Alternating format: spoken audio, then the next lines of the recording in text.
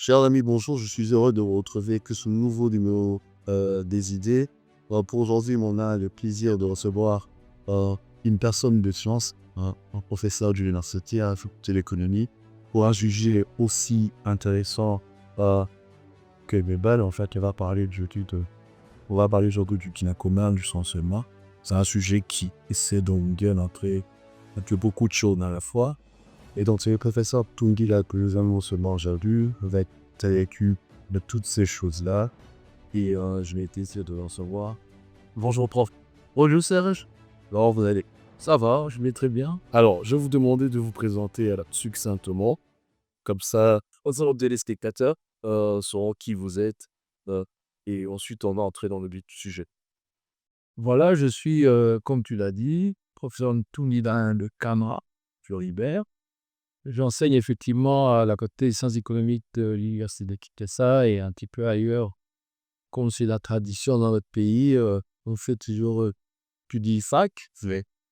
c'est un petit peu une coutume du milieu. Ouais. Mais c'est bien parce que ça fait que vous dispensez le savoir à beaucoup de gens.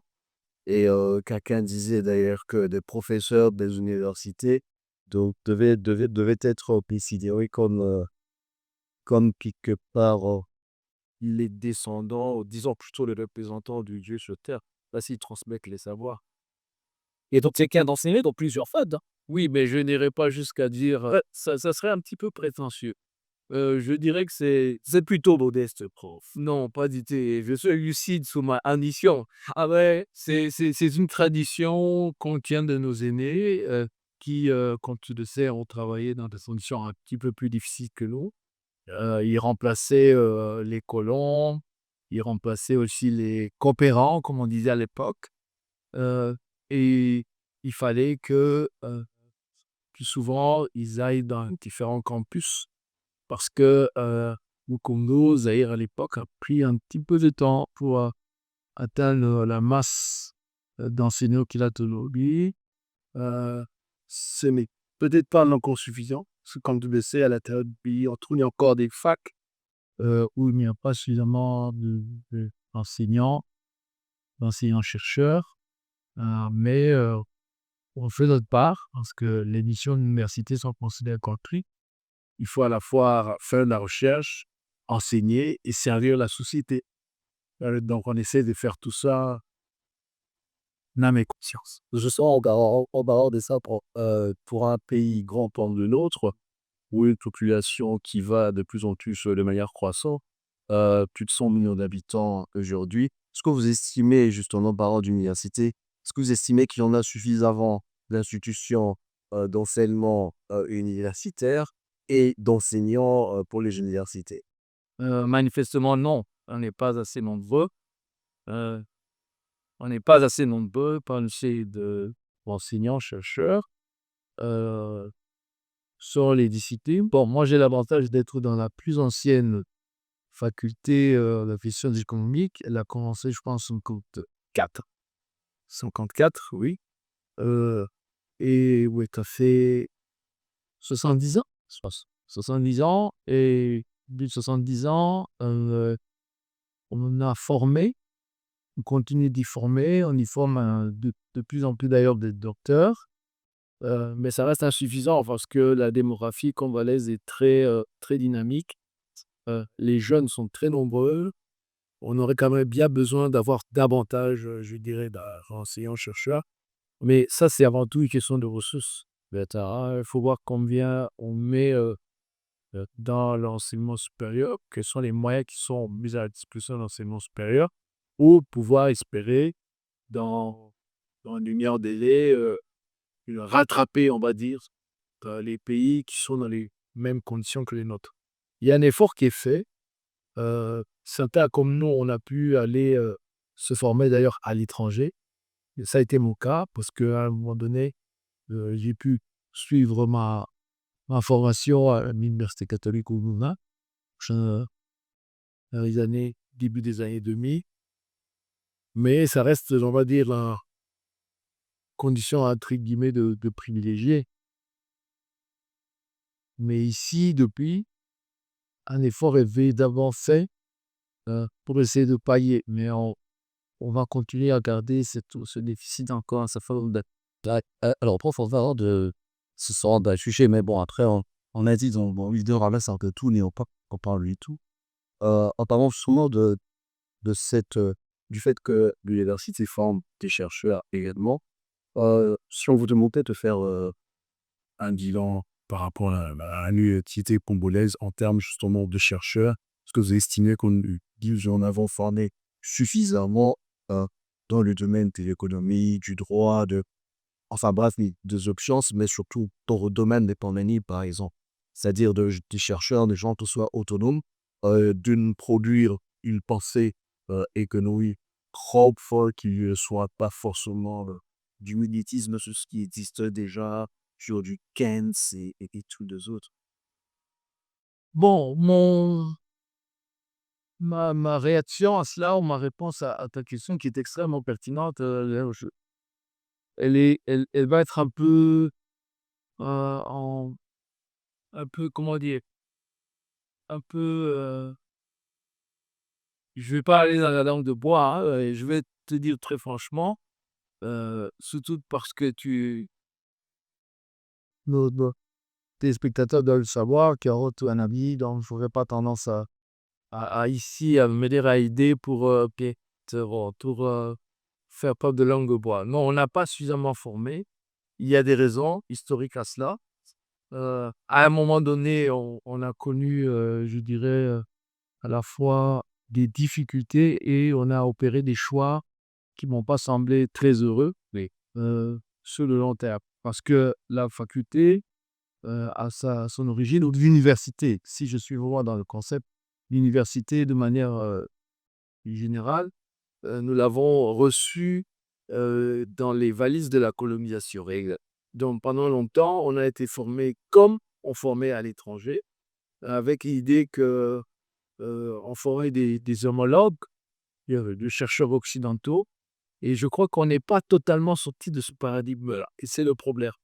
Mais notre faculté, mais aussi, l'université congolaise de manière plus générale, a produit entre-temps un certain nombre de chercheurs qui, eux, ont très vite eu conscience de ce problème et ont réagi, n'est-ce pas, de manière, très structurée, très autonome, je dirais même de manière séminale pour certains.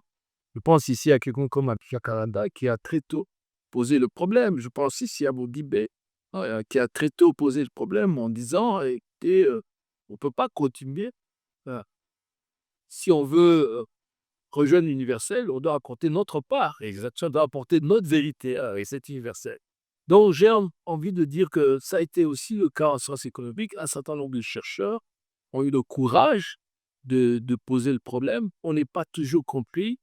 Moi, j'ai eu je dirais, l'immense privilège d'en côtoyer quelques-uns, comme Kankou Nambaya, quelqu'un comme, Tabea Chikuku, quelqu'un comme, heu,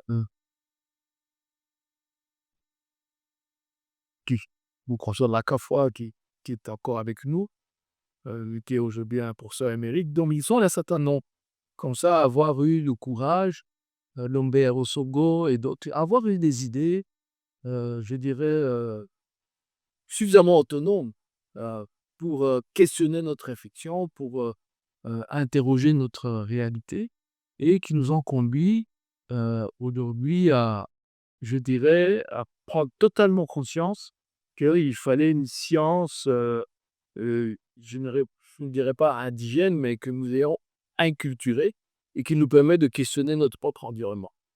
Cet effort a été fait.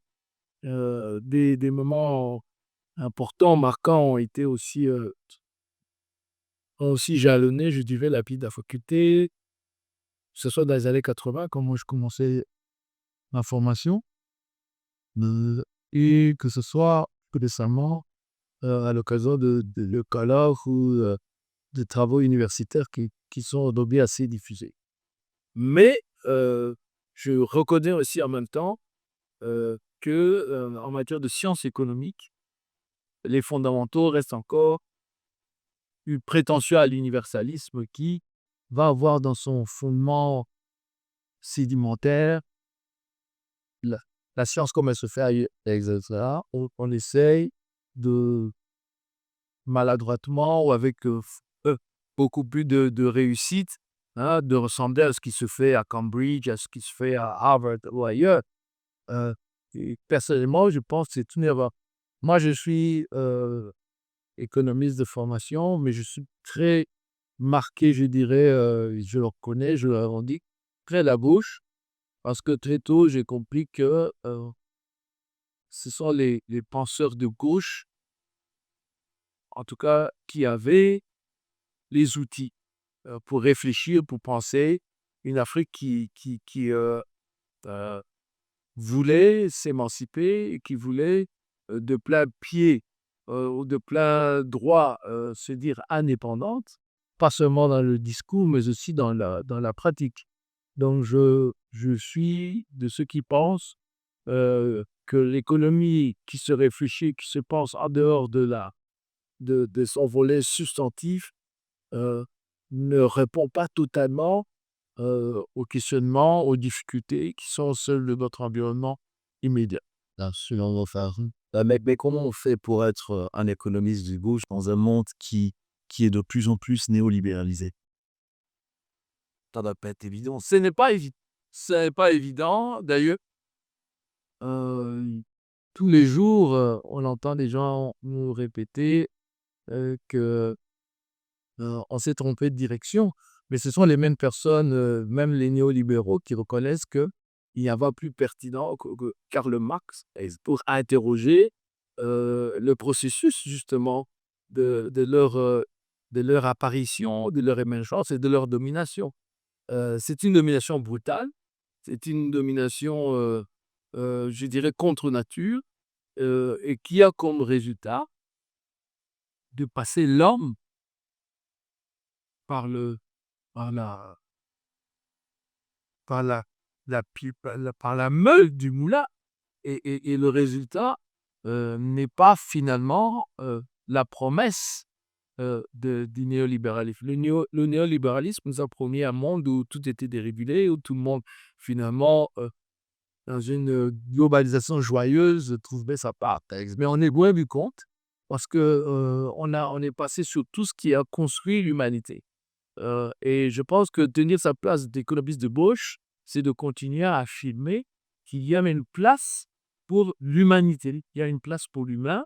Il y a, il y a encore des voies à explorer pour que l'économie ne soit pas, si vous voulez, asservissante, mais que ce soit plutôt un outil qui permette aux hommes et aux femmes de se réaliser. Pendant des millénaires, plusieurs milliers d'années, des humanitaires étaient généreuses, se préoccupant des plus faibles, se préoccupant de ceux qui ont besoin, partageant des connaissances, en faisant profiter le plus grand nombre. Et ça s'est brutalement arrêté lorsque les capitalistes ont pris le devant, nous expliquant que la motivation première des individus était le profit. Exactement, et capitaliser le capitalisme n'est pas aussi vieux que ça. Et justement, ceux qui nous disent que le capitalisme, finalement, c'est le système qu'il faut, mais qu'en dehors du capitalisme, il n'y a même plus de vie, qu'ils se trompent. Absolument, il n'y a pas le QV système qui puisse exister. Je suis parfaitement de temps là vécu avant le capitalisme. Exactement. Et je pense d'ailleurs qu'il continuera le monde et l'humanité survivront au capitalisme. Ça, c'est la foi que je porte. Mais c'est une très bonne France. Que Nathan Messi qui Ah, non, allez, ça, c'était épouvantable. Un peu comme ça, entre deux phrases, comme on aime bien dans l'idée. France, alors, moi, allez, ceux qui ont été attentifs l'auront compris, on était déjà dans le bien commun. Quelle serait votre définition du bien commun? Si d'emblée on vous demandait, là, pour vous, c'est quoi le bien commun? Serge, bonne question. Je, je, je crois que l'idée qu'on se fait du bien commun va évoluer. Et donc, je ne voudrais pas que ma définition est quelque chose d'orthodoxe, Exactement. d'abouti, déterminé, dès le passage. J'entends le bien commun. D'ailleurs, j'ai aimé le thème que tu m'avais proposé parce que, en même je continue de réfléchir encore autour de ça, de lire et d'apprendre beaucoup de choses sur le bien commun. Le bien commun, ça serait, à mon sens, l'idée que l'on se fait du sens de l'existence en tant que personne et l'idée qu'on aurait de retrouver, euh, qui fédérerait la pensée des hommes dans leur action, hein, ce sur quoi ils se mettent d'accord pour agir ensemble. Chaque fois donc que pour moi les humains se déterminent à agir ensemble, ils ont une certaine idée du bien commun. Euh, Avant nous, on a des penseurs qui ont Thomas d'Aquin, d'autres Sismondi ah, aussi, et d'autres.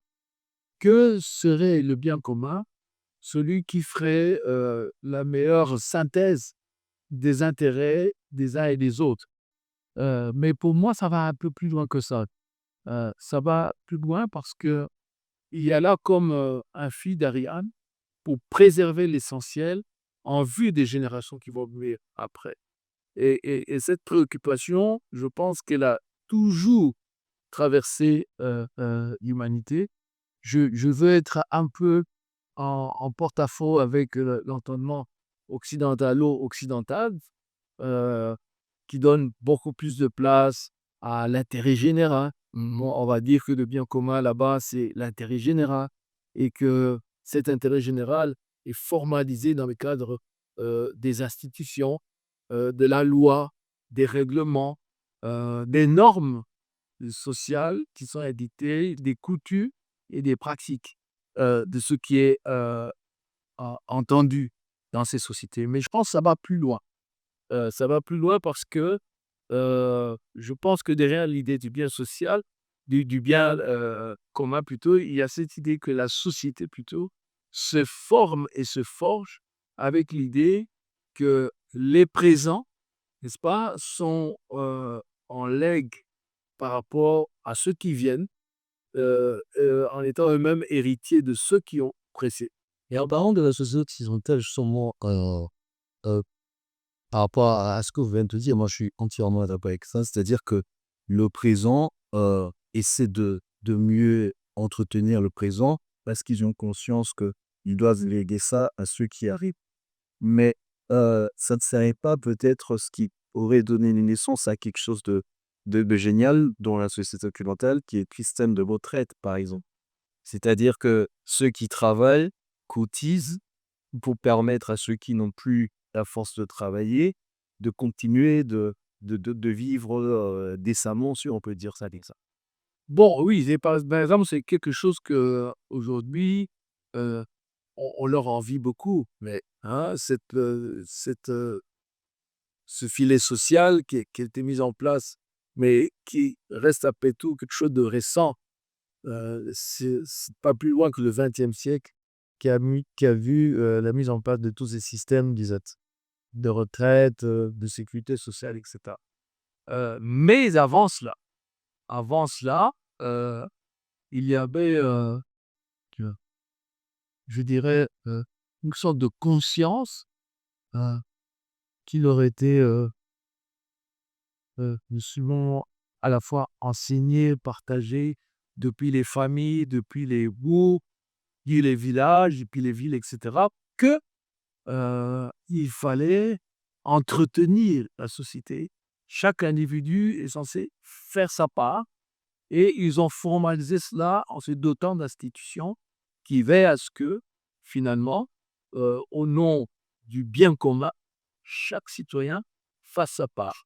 Mais moi, j'ai plutôt la prétention également ici de revendiquer le fait que même dans d'autres civilisations ou dans d'autres sociétés, notamment la nôtre, quand je dis la nôtre, c'est-à-dire ceux qui étaient déjà euh, nos ancêtres, ceux dont étaient déjà conscients nos ancêtres, et d'autres, qu'elles soient amérindiennes, qu'elles soient polynésiennes ou ailleurs, dans le Pacifique ou ailleurs, on voit comme une trame générale de l'humanité qui est de se préoccuper, n'est-ce pas, de ce que sera la trace, de ce que sera le legs à la génération future. Donc, en quelque sorte, j'essaie de te dire que je ne reconnais pas exclusivement à l'Occident le mérite C'est exactement. pour le bien commun que parce qu'ils auraient mis en place des mécanismes de sécurité sociale. Bien plus, euh, je crois qu'il y a derrière cette idée du bien commun euh, une préoccupation vraiment de reproduction sociale. Comment, par quel mécanisme une société se reproduit-elle? C'est lorsqu'elle se préoccupe de ce qu'elle a en commun, n'est-ce pas? Et dans ce bien commun, il y a tant, euh, parce qu'on parle aussi d'économie, il y a tant la partie tangible, n'est-ce pas? Qui va faire le legs sociétal, et puis le legs communautaire, mais il y a aussi la partie immatérielle, n'est-ce pas? Il va conditionner la manière dont on va se comporter, où on va structurer son rapport au bien collectif. Je donne l'exemple. Actuellement, on est tous frappés par les besoins qu'il y a dans notre société congolaise d'aujourd'hui, de véritablement affirmer, préciser, circonscrire ce que pourrait être le bien commun. On voit qu'on est une société en crise, mais alors à tous égards, hein, quand on parle de l'essentiel, euh, en pâté à terme de l'économie, euh, quand on est euh, autour de l'essentiel, ou tout ce qui est des biens publics, n'est-ce pas? On a eu très récemment les états généraux de la justice, mais derrière les états généraux de la justice, il y a l'idée que la justice, c'est quelque chose que nous tous, nous sommes assez sensibles que pour réclamer euh, la justice d'une manière qu'elle nous soit rendue ou qu'elle nous soit accessible avec la certitude que c'est d'ailleurs pour ça qu'elle est rendue au nom du peuple et au nom du peuple, n'est-ce pas? Et on dit souvent à propos de la justice que c'est très, c'est assez unique et même paradoxal que la justice est une vertu, mais elle est considérée comme un bien, mais alors commun, n'est-ce pas? Tout le monde devrait pouvoir y accéder sans se préoccuper de son statut personnel. Vous dites quelque chose d'intéressant, c'est-à-dire que le bien commun dans le parallélisme que vous venez de faire avec l'exemple de la justice, ça va dire que nous, on ne devrait pas voir le bien commun uniquement dans la dimension matérielle de la chose. exactement. Ça va au-delà du matériel. Ça va au-delà. Soit donc on pourrait dire que, bon, enfin, le bien commun, ça veut dire que le palais du peuple en tant que bien et édifice nous appartient tous. Mais là, cette partie de ce qui est immatériel de la chose, Ouais. c'est très intéressant et je vous en prie. Oui, continue. Et donc, sur ça, moi j'ai même tendance à considérer que c'est ça l'essentiel. Et aujourd'hui, le défi qui nous est posé, c'est de parvenir à le traduire, cette quête pour le bien commun, en des mots, en des postures, en des attitudes qui soient intelligibles au plus grand nombre.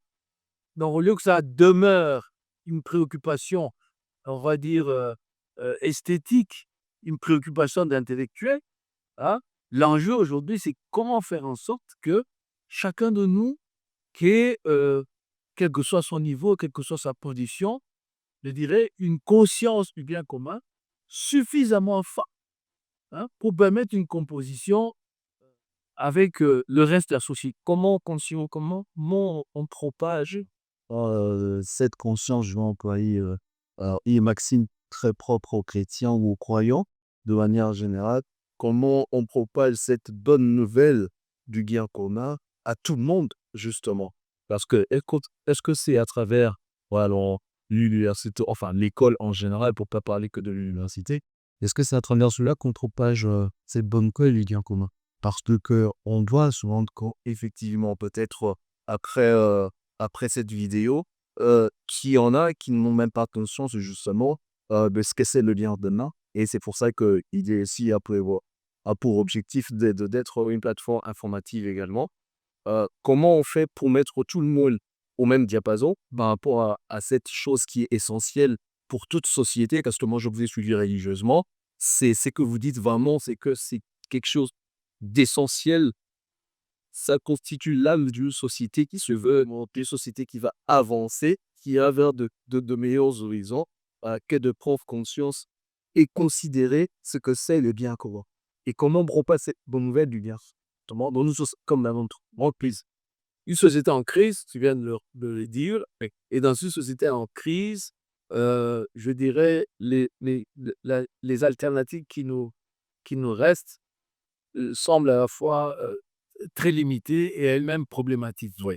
Ça devrait être l'école, mais l'école est également en crise puisqu'elle n'est pas, si tu veux, une entité séparée du reste de la société. Donc l'école est en crise, donc il va falloir explorer, je dirais, de nouvelles voies. Mais il ne faut pas désespérer. Il faut considérer que dans la crise se dessinent généralement les voies du renouvellement qui s'offrent à nous. Il faut de l'audace en quelque sorte. À mon point de vue, c'est davantage l'audace qui manque, n'est-ce pas? Nous sommes d'accord sur l'analyse. Nous sommes une société en crise dans laquelle évidemment la conscience du bien commun peut être diffuse, disparate, problématique. Mais ce qui manque dans la réponse à y apporter, c'est davantage l'audace. L'audace parce que ce soit pour l'école, que ce soit pour l'université, que ce soit pour les autres institutions, parce que ça passe par ces mécanismes-là, ce qui va manquer, c'est l'audace. Chez les hommes qui sont interpellés par cette situation de crise et qui le vivent mal, euh, parce que je ne pense pas être le seul à m'apercevoir que la question du bien commun est un problème. Bien au contraire, nous partagerons cette analyse qu'il y a un problème du bien commun. Mais ensuite, c'est l'audace, en quelque sorte. Je dirais que c'est chaque institution, mais par le moyen de l'audace. Il faut oser proposer des voies nouvelles, il faut oser proposer, je dirais, des attitudes nouvelles, des outils nouveaux, ainsi de suite. Ça passe par l'éducation, certes, mais ça passe aussi par une certaine idée que l'on se fait des autres institutions qui accompagnent, n'est-ce pas, et qui structurent notre société. Euh, Ça peut sembler ne pas une satisfaisante comme question, mais comme réponse à votre question. Mais j'essaie tout simplement de dire par là que le mécanisme sera à chaque fois le même. Quand on ira dans l'armée, euh, nous verrons les choses de la même manière. Parce que là aussi, les questions de sécurité, de protection, d'intégrité du territoire, ce sont des questions qui sont mobilisées lorsqu'on parle du bien commun. Euh, L'emploi, l'entrepreneuriat, le développement économique et social, la réussite en tant que nation, elle va se lire aussi comme étant une forme de bien commun. On va dire que on a un certain nombre de pays qui ils sont puissants, ils sont développés, ils ont leurs pauvres, ils ont leurs analphabètes, ils ont aussi des fractions de population qui sont dans des conditions parfois, j'aime le répéter, parfois aussi mauvaises, aussi terribles que celles de nos concitoyens. Mais c'est finalement l'espoir de pouvoir faire changer les choses, n'est-ce pas? Mais la morosité générale qui nous environne fait que, par rapport à ces questions, nous aurons l'impression que nous sommes les moins bien lotis. Exactement, ouais. Mettre en place ça. Est-ce que et moi je pense, ça a toujours bien me semble, du mal, c'est-à-dire, moi je pense d'être l'un de méfaits du capitalisme et tout ce qui vient avec lui, libéralisme et tout ça, c'est de croire que le développement individuel de l'individu pris en tant que vraiment une personne séparée créera comme une sorte d'émulation pour le développement du reste de la société ou de... Est-ce que le fait de partir sur une conception très individualiste et très individuelle de la réussite, parce qu'aujourd'hui, si on sort dans la rue, même vous avec des étudiants, si vous leur demandez de définir ce que c'est la réussite pour eux, ils partiront sur les définitions. La réussite pour moi, ça serait d'avoir une voiture devant. Ce sera des définitions à la fois très individualistes, mais surtout portées sur de biens matériels qui renvoient toujours à moi en tant qu'individu pris de manière distincte du commun qu'est la société dans laquelle je vis. Et comment justement on sort de cette conception-là de la réussite? Comment on sort de cette conception-là de l'intérêt général dans une société qui est la nôtre? J'irai même plus loin, je pense vraiment pour ma part que puisqu'on pense comme cela, ce que la société est ce qu'elle la réussite, on crée une sorte de citoyen qui, une fois à la tête du pays demain ou à la tête d'un ministère, etc., bref, qui occupera des bonnes fonctions demain, s'y préoccupera d'abord de son bonheur individuel et personnel rapidement parce qu'il ne lui a jamais été inculqué le sens de l'intérêt général et du bien commun dans le sens de le parlant, et que pour lui, la définition parfaite de la réussite, c'est toujours lui en tant qu'individu. Je pense que d'ailleurs, c'est ce qui rend la compréhension même du terme euh, euh, Bien commun et ou problématique ou difficile à percevoir, à partager de manière unanime. On voit que dans certaines pratiques, les uns vont avoir tendance à plutôt euh, regarder à leur petit milieu de privilégiés pour évaluer la réussite. Là où, en fait, le bien collectif va plutôt va, va, euh, va consister, le bien commun va consister à justement considérer la, la situation de l'individu à la marge de la société comme étant le meilleur baromètre et ça tombe de la réalité. Et donc, face à cela, moi, je serais plutôt enclin à dire qu'il faut que l'on travaille davantage euh, notre perception et à partir de laquelle nous posons l'analyse de la situation pour euh, espérer euh, avoir de l'influence, un tant soit peu, sur la situation. Le capitalisme, nous l'avons dit quand nous avons commencé, est un phénomène assez récent chez l'individu, n'est-ce pas, en lui disant, vous savez, il faut voir ces choses-là, la vie, en soi comme étant un combat, hein, pour c'est les plus forts. Vous savez, c'est un peu l'influence de Darwin. Ils ont ces idées. On sait que, ah oui, bon, il y a une sélection naturelle. Non, il n'y a pas de sélection naturelle. Les humains euh, sont dans toute de toutes les espèces. Ils tiennent une place à part parce qu'ils réfléchissent sur leurs conditions. N'est-ce pas? Dès lors que nous pouvons réfléchir sur nos conditions, nous pouvons déterminer le chemin que l'on veut, qui me semble tronqué, hein, parce que c'est au moment où on sort du Moyen-Âge européen, plus ou moins, qu'on découvre euh, cette voie-là, alors qu'ailleurs dans le monde, au même moment, euh, ce dont je suis en train de vous parler faisait depuis longtemps partie des coutumes et des usages. Longtemps, raffinés, vivant dans une société tellement à ce point solidaire qu'ils en sont devenus, depuis très très longtemps, la nation la plus peuplée du monde. Exactement, n'est-ce pas? Ils avaient compris depuis longtemps et ont traversé plusieurs familles. Ça a fait même dire à certains que le communisme dont on estampille les Chinois aujourd'hui, ce n'est pas en fait du communisme, c'est une voie chinoise. Quand on dit parti communiste, ainsi de suite, c'est pour le rendre intelligible au plus grand nombre, parce que bon, on a voulu reconnaître que ce que Mao et ses compagnons avaient fait, et même certains avant, parce que Mao n'est pas du tout le fondateur du parti communiste. Ils étaient plusieurs avant, à la sortie de la République de Sun Yat-sen, n'est-ce pas, comme vous le savez, que ces compagnons-là ont pris ce chemin. Donc, c'est plutôt une voie chinoise, en fait, n'est-ce pas, pour donner un exemple, en fait, n'est-ce pas?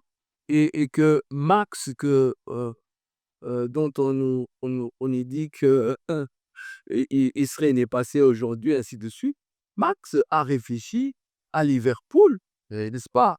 Dans une Angleterre, je dirais, industriellement euh, puissante, n'est-ce pas? Oui. Qui dominait de sa puissance d'ailleurs la terre entière, au point où on disait que le soleil ne se couche jamais sur l'empire de Sa Majesté. Donc c'est pour vous dire que tout ça, quand on se met à contextualiser, quand on met cela sur des perspectives plus longues, on se rend compte que c'est des catégories qui peuvent être ramenées à leur véritable dimension et qui peuvent être dépassées, n'est-ce pas?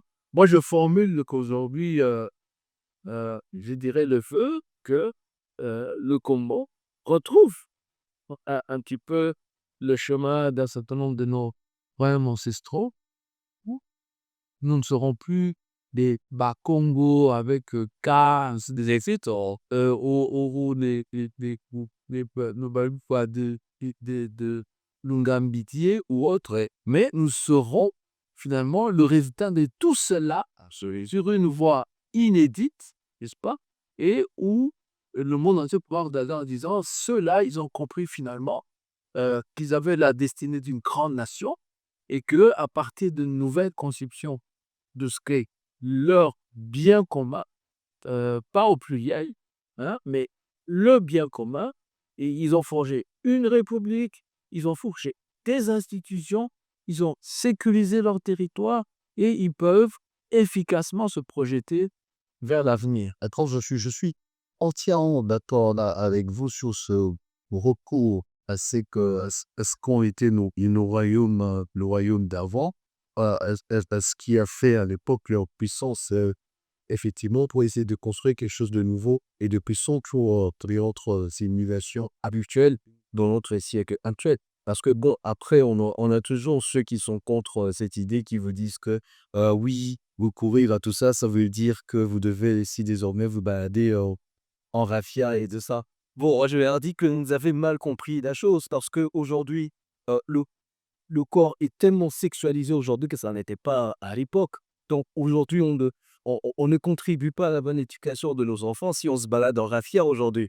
Mais il s'agit plutôt d'aller au-delà du simple vestimentaire, parce que ceux qui avancent l'argument du simple vestimentaire pour dire que pour comment on va parler de recourir à nos ancêtres en s'habillant en Jordan et qu'on sort. Mais en fait, c'est-à-dire que la force de nation, c'est au-delà même de ce qui est habillé.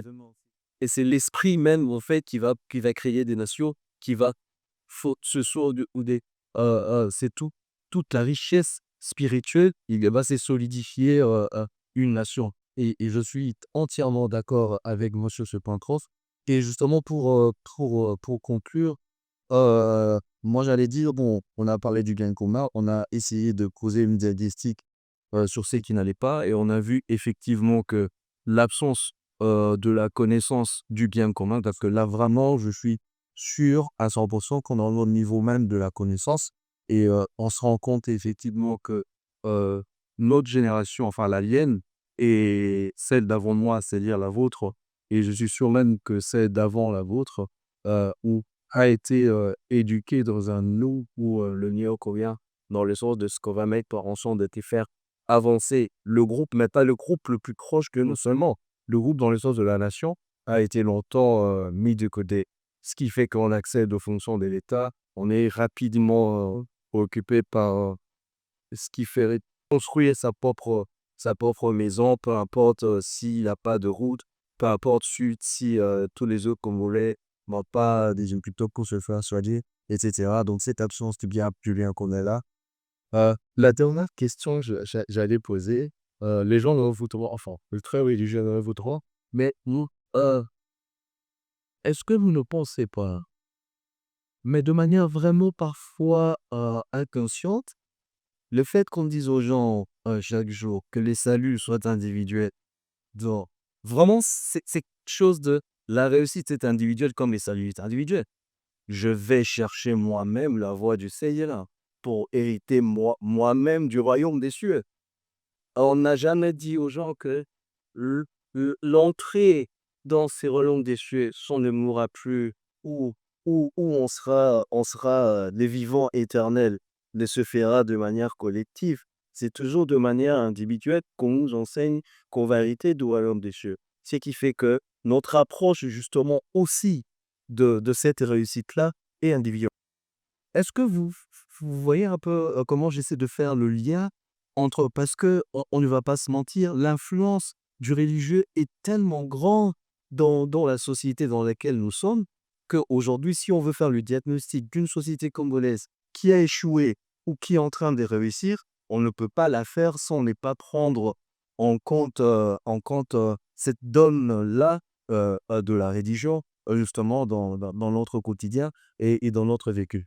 Est-ce que vous pensez que la donne de la réussite de la religion, de, de, de l'entrée dans l'éternité de la religion, qui est toujours prise de manière individuelle, n'influence pas de manière inconsciente notre façon également de nous comporter en société, envers l'État et envers mon prochain et envers tout le monde? On se trouve, à mon avis, de manière éclatante, que nous avons reçu. Je ne connais pas très bien l'islam. Je ne sais pas comment ça se passe pour eux. Mais en tout cas, la grande majorité des Congolais qui ont reçu la religion chrétienne, Au sens large, hein, c'est-à-dire toutes les dénominations, protestants, catholiques, etc. ensemble. Euh, l'ont reçu de manière problématique. Parce qu'elle nous est venue du colon, n'est-ce pas? Et nous n'avons pas su faire, quand cela était nécessaire, euh, l'effort de l'exiliation pour séparer en quelque sorte de ce christianisme. Exactement. Parce que c'est la partie culturelle de ce christianisme qui est, à mon avis, problématique, qui nous est en fait totalement étrangère. Totalement étrangère. Et ça n'a, simuler cette osmose n'a pas eu lieu, en fait. N'est-ce pas? Il y avait un travail sur ce legs. C'est la deuxième fois que je parle de legs. C'était aussi un leg. Nous n'avons pas su le triturer pour qu'il nous produise ce dont on avait le besoin, de manière à reconnecter à notre passé, mais de manière utile, pas reconnecter à notre passé pour nous replonger dans la société d'avant la profession, loin de là, et pour nous projeter en avant comme une nation, comme un peuple organisé, avec un système, si tu veux, de pensée qui fasse le sens pour nous. Résultat, aujourd'hui, nous avons ce type de situation qui sont complètement, au moins c'est une situation kafkaïenne. En fait, où les gens se disent attachés au christianisme, mais au fond, si je jette un coup d'œil d'anthropologue, de sociologue, d'historien au christianisme, j'ai l'impression que ce que j'ai en face n'y ressemble pas. J'ai des hommes de Dieu qui ont pris la place de Christ, qui sont, eux, dans une opulence de, comment dire, comme m'a prêté le mot ce matin, de fainéants opulents, n'est-ce pas? C'est des fainéants opulents.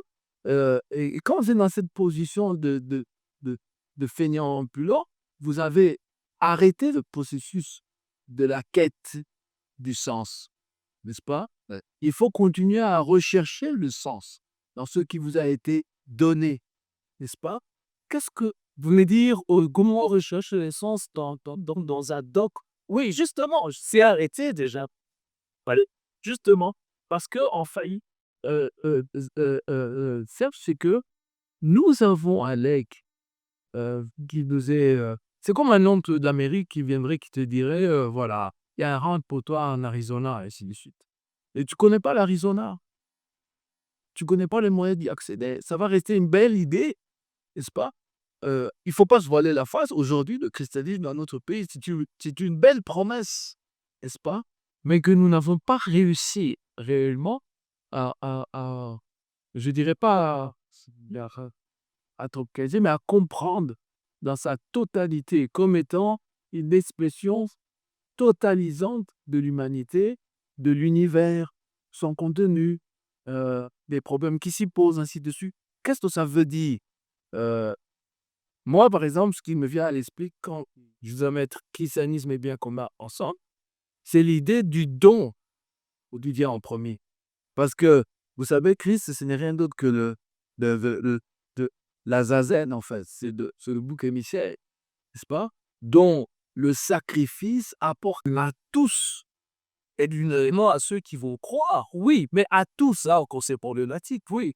Oui, mais à tous ceux qui vont croire. Or, dans la façon dont nous l'avons reçu, je n'ai pas l'impression que c'est compris de cette manière-là. Parce qu'on va mettre en avant, dans notre christianisme d'aujourd'hui, on met en avant la réussite. Oui, la réussite, voilà, individuelle et la vie. La réussite de ceux qui sont comme moi, n'est-ce pas? Et ce n'est même pas l'essence. Oui, ce qui me fait problème, c'est que pour moi, ce n'est pas l'essence même du christianisme. L'essence d'un christianisme, l'essence, cette fois-ci, essence, l'autre sens d'essentiel, est ailleurs. Et nous l'avons manqué en quelque sorte. De l'avoir manqué, ça rend tout le processus, ça biaise le processus. Donc, ce qu'il faudrait aujourd'hui, c'est que nous ayons le courage. On ait le courage pour ceux qui veulent continuer avec, de se reposer à un certain nombre de questions. N'est-ce pas? D'être comme les vrais chrétiens, on va dire, dans une quête. Hein? Dans une quête de sens, il faut rendre cela intelligible. Est-ce que ça produit une société? Est-ce que ça produit du bien commun? Si ça ne produit pas du bien commun, si c'est plutôt l'expression du rejet, hein, si vous voulez, du zonage, je dirais même. Il y a même un zonage anthropologique, oui. Il y a un vrai zonage anthropologique. J'ose pas dire le mot, il y a une ségrégation anthropologique. Il y a une forme d'apartheid. Et ça, c'est Et ça, c'est problématique, effectivement. Lorsqu'on est dans ce genre de configuration sociale, on ne produit pas du bien commun. On ne peut ni faire des industries qui fonctionnent pour tout le monde, on ne peut pas faire les bonnes écoles, on ne peut pas donner la bonne justice, on ne peut pas apporter la bonne sécurité. Ça fait dire à certains que le pays n'était pas en danger parce que eux, ils pouvaient circuler à 20 heures, à 24 heures, ainsi de suite, dans certaines parties de ce pays. Mais le bien commun, c'est lorsque le fait que cela ne soit pas possible à Bunagana, cela ne soit pas possible dans le Massissi, je considère que c'est problématique pour moi. Si je statut de... J'ai dit une fois, c'est ça que moi j'ai dit une fois, mais c'était, à mon sens, absurde de dire qu'il y avait la guerre à l'Est. Moi, je stop, il y a la guerre au Congo. Parce que je ne suis pas d'accord avec cette essentialisation, avec cet apartheid comme EDP là, je dirais que cet apartheid de la souffrance ou de la douleur. Exactement. Un Angolais qui est en Bandajikawa Gabena devrait se sentir autant très mal parce qu'il y en a des Abdolais qui meurent, qui meurent à Bunagana, qui meurent dans l'Est, et n'importe. Et donc, ça, si tu permets, je voudrais juste te dire une chose, parce que tu as souligné là quelque chose d'extrêmement important. Notre posture et la façon dont nous allons nous tenir lorsque on parle des biens communs, n'est-ce pas? Ce que ça va avoir en nous comme écho, n'est-ce pas? Dira beaucoup aussi sur ce que nous avons, euh, euh, euh, ce que nous avons nous-mêmes comme, je dirais, racine profonde par rapport à ce concept, à cette idée. Et il va falloir que, je terminerai peut-être par là, Oui. qu'on considère qu'il y a encore, si tu veux, du fil à tisser, n'est-ce pas, pour arriver à rendre, pour qu'elle modèle la société qu'on voit l'Est et blonde. Merci beaucoup. C'était de longues discussions très, très, très intéressantes. Alors, pour tout, j'aimerais que vous puissiez dire, elle aura dit 2 mots euh, à cette génération d'aujourd'hui qui, par la force de la nature, tu qu'aime de illusion, sera appelé à être aux responsabilités demain. Quel aurait de mot? Donc, c'est-à-dire que c'est comme la vieillesse qui va s'imposer à un être humain, à moins que cette personne ne meure avant. Donc, quel va être le nom de cette génération d'aujourd'hui, ou cette jeunesse qui sera appelée à être aux manettes de la nation demain? S'il y a 2 mots que vous aimeriez bien dire à cette génération-là, ce serait lesquels? De manière assez, je dirais, fervente. Et insistante à cette génération qui va sur la loi, et le disait en son temps France Fanon, trouver dans ce brouillard relatif la mission qui est la sienne. Et je pense que la mission de votre génération, parce que c'est elle qui est pratiquement au seuil de la responsabilité ou des responsabilités, c'est 2 choses. C'est qu'il va falloir radicalement tourner le dos aux idées reçues. Il va falloir briser un certain nombre de murs dans lesquels on a voulu vous enfermer ou que l'on continue à essayer de vous enfermer. Ne pas demander la permission d'agir euh, parce que le temps n'attend pas, n'est-ce pas? Ne pas demander la permission et euh, euh, augmenter, je dirais, vos chances de réussite en allant, je dirais, un petit peu par-dessus des chapelles et des catégories dans lesquelles on vous enfermer. Jeunes, artistes, intellectuels, politiques, d'affaires, ainsi de suite. Dépasser ces catégories, porter le débat dans tous ces milieux, provoquer des questionnements bien plus forts, parfois des questions dérangeantes, parce que ce sont des questions actuelles, n'est-ce pas? Euh, Comment demain accueillir les investisseurs? Comment traiter demain les vulnérables? Comment traiter demain les étrangers? Comment traiter demain les Rwandais, qui sont nos voisins? Je ne parle pas du pouvoir, je parle des Rwandais, mais les gens ordinaires, du Rwanda, jeunes, n'est-ce pas? Les triturer, les challenger, les défier. On va continuer comme ça, faire en sorte que là-bas, il n'y ait pas d'héritier à Kagame, par exemple. Faire en sorte qu'ici, il y ait des vrais héritiers à Lumumba. Moi, j'ai été sidéré le jour où j'ai appris que à l'investiture de Lumumba, il y avait un monarque. Qu'est-ce qu'il faisait de cet homme tellement unique que Lumumba a pensé qu'il fallait qu'il l'invite? Qu'est-ce qui a changé de? C'est ça les grandes questions de régénération.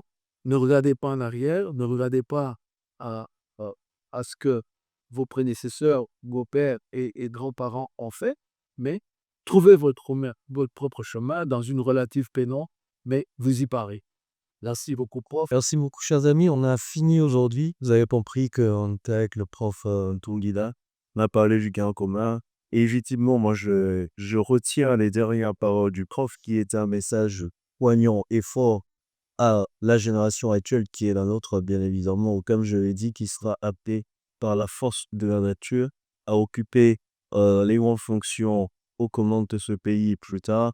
C'est essentiel justement de prendre les mots que le prof a prononcés aujourd'hui et d'en faire un credo et d'en faire un cheval de bataille. Décimons nous-mêmes nos objectifs de notre propre millénaire au-delà des objectifs des millénaires fixés par des organisations internationales et nous savons très bien comment se fixer ces objectifs-là. Je dis ça, je ne dis rien. Et merci beaucoup au prof pour à la fois la science qui nous a été distillée aujourd'hui, la connaissance et la sagesse. C'était un moment plaisant des discussions et on aime ça dans l'idée parce que nous pensons que, comme vous avez dit, vraiment chacun doit effectivement propager la bonne nouvelle. Merci. Merci beaucoup, prof. Et merci à vous tous. On se retrouve très prochainement. Que Dieu bénisse la RDC et que les ancêtres continuent de veiller sur nous. Bye bye.